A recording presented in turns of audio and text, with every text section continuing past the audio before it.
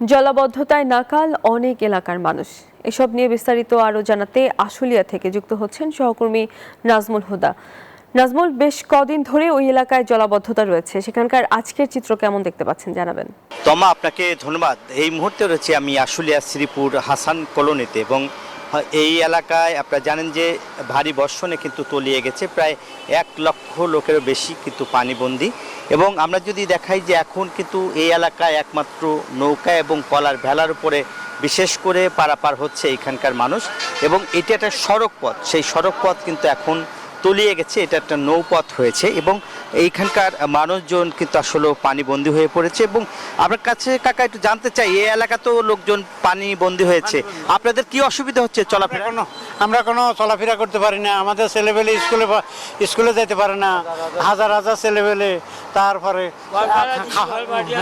তারপরে রাস্তার জন্য এক আডু পানির ভিতরে জলবদ্ধতা।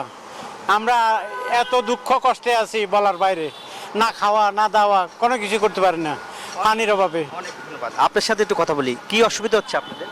অসুবিধা এখানে দুর্ভোগ, পানি লয়ে হাজার হাজার শ্রমিক, গার্মেন্টস পার্টি, তারপরে মনে করেন সাধারণ মানুষগুলি অনেক ভোগান্তিতে আছে।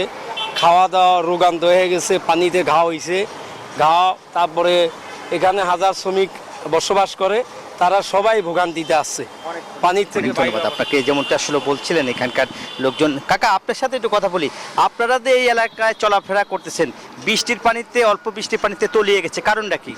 কারণটা এখানে আমাদের ড্রেনের কোনো ব্যবস্থা নাই। আমরা চাই স্থায়ীভাবে একটা ড্রেন হোক।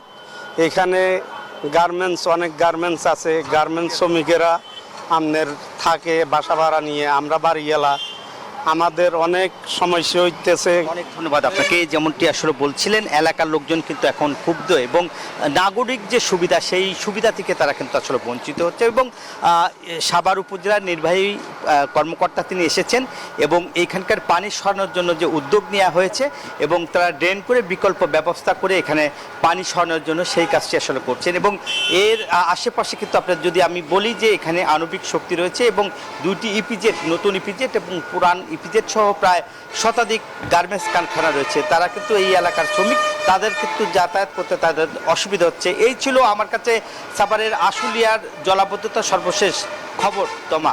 নাজমুল, ধন্যবাদ আপনাকে।